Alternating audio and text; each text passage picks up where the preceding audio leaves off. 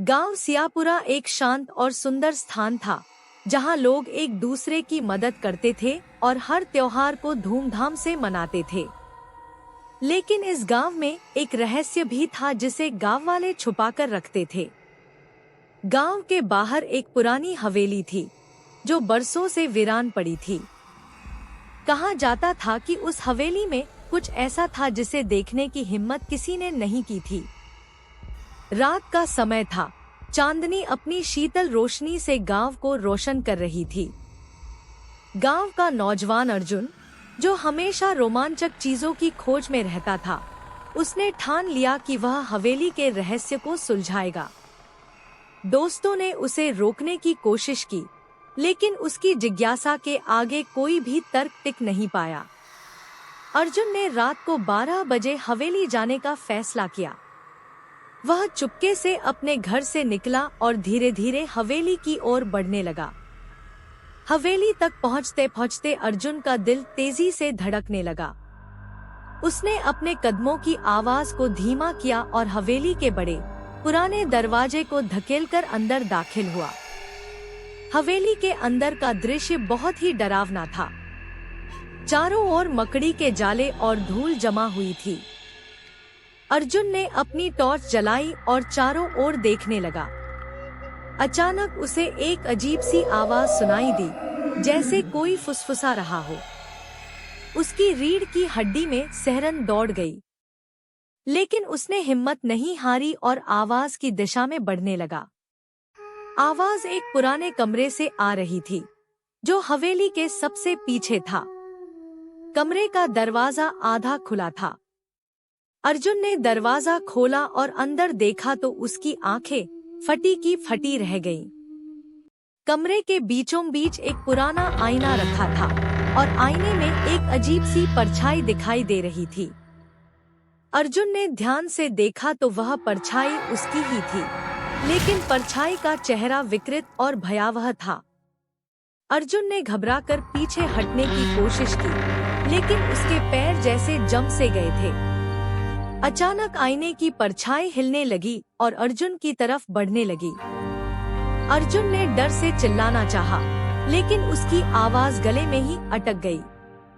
आईने की परछाई ने अचानक अर्जुन का हाथ पकड़ लिया और उसे आईने के अंदर खींचने लगी। अर्जुन की सांसें तेज हो गईं और दिल की धड़कनें इतनी तेज थी कि मानो सीने से बाहर आ जाएंगी। उसने पूरी ताकत से अपने हाथ को छुड़ाने की कोशिश की, लेकिन परछाई की पकड़ बहुत मजबूत थी। उसकी आंखों के सामने अंधेरा छा गया और वह बेहोश हो गया। जब अर्जुन को होश आया, तो उसने खुद को एक अजीब सी जगह पर पाया। चारों ओर घना अंधेरा था और केवल एक छोटी सी लालटेन जल रही थी। अर्जुन ने खुद को संभालने की कोशिश की और चारों ओर देखा। वह अब आईने के अंदर एक दूसरे आयाम में था, जहां का हर कोना डरावना और रहस्यमय था। उसने धीरे धीरे चलना शुरू किया और रास्ते में अजीबोगरीब चीजें देखीं। दीवारों पर विचित्र चित्र बने हुए थे और फर्श पर खून के धब्बे थे। अर्जुन का मन अब उसे वापस लौटने के लिए कह रहा था, लेकिन वह जानता था कि वापसी का रास्ता खोजना होगा। चलते चलते अर्जुन एक बड़े कमरे में पहुंचा। उस कमरे में एक पुरानी किताब रखी हुई थी। अर्जुन ने किताब को उठाया और उसे खोलकर देखा। किताब में हवेली और इसके रहस्य के बारे में लिखा हुआ था। उसने पढ़ा कि इस हवेली में सदियों पहले एक शक्तिशाली तांत्रिक रहा करता था, जिसने अपनी आत्मा को अमर करने के लिए एक भयानक अनुष्ठान किया था। लेकिन अनुष्ठान गलत हो गया और तांत्रिक की आत्मा आईने में कैद हो गई।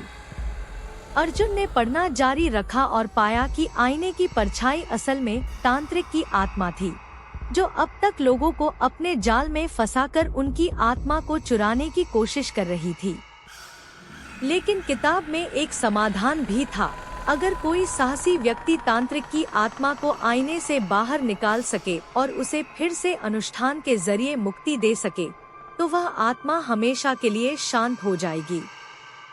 अर्जुन ने ठान लिया कि वह इस अनुष्ठान को पूरा करेगा। उसने किताब में लिखे निर्देशों के अनुसार तैयारियां शुरू कर दी। सबसे पहले उसे तांत्रिक की आत्मा को आईने के सामने बुलाना था। उसने कुछ मंत्र पढ़े और अचानक कमरे में एक जोरदार हवा का झोंका आया। आईने में तांत्रिक की आत्मा प्रकट हुई और अर्जुन की तरफ घूरने लगी। अर्जुन ने हिम्मत जुटाई और अनुष्ठान शुरू किया। तांत्रिक की आत्मा अर्जुन को डराने की कोशिश कर रही थी, लेकिन अर्जुन ने ध्यान नहीं भटकने दिया। उसने मंत्रों का जाप करते हुए अनुष्ठान को पूरा किया। धीरे धीरे तांत्रिक की आत्मा कमजोर होने लगी और अंततः वह एक तेज चीख के साथ गायब हो गई। आईने में अब कोई परछाई नहीं थी। अर्जुन ने राहत की सांस ली और सोचा कि शायद अब वह वापस जा सके। उसने आईने के पास जाकर देखा तो उसे एक उज्जवल रोशनी दिखाई दी। उसने साहस करके आईने को छुआ और वह उसी पल हवेली के उस पुराने कमरे में वापस आ गया, जहां से उसकी यात्रा शुरू हुई थी। अर्जुन ने देखा कि सुबह हो चुकी थी। उसने हवेली से बाहर निकलकर गांव की ओर दौड़ लगाई। जब वह गांव पहुंचा तो उसने सबको अपनी कहानी सुनाई। गांव वालों ने अर्जुन की बहादुरी की प्रशंसा की और हवेली के रहस्य का समाधान होने पर खुशी जताई। सियापुरा अब पहले से भी ज्यादा शांत और खुशहाल हो गया। लेकिन अर्जुन को अब भी एक सवाल परेशान करता था, क्या वाकई तांत्रिक की आत्मा हमेशा के लिए मुक्त हो गई थी या कहीं फिर से लौटने की तैयारी कर रही थी? यह सवाल उसके मन में एक धुंधला सा डर बनकर रह गया।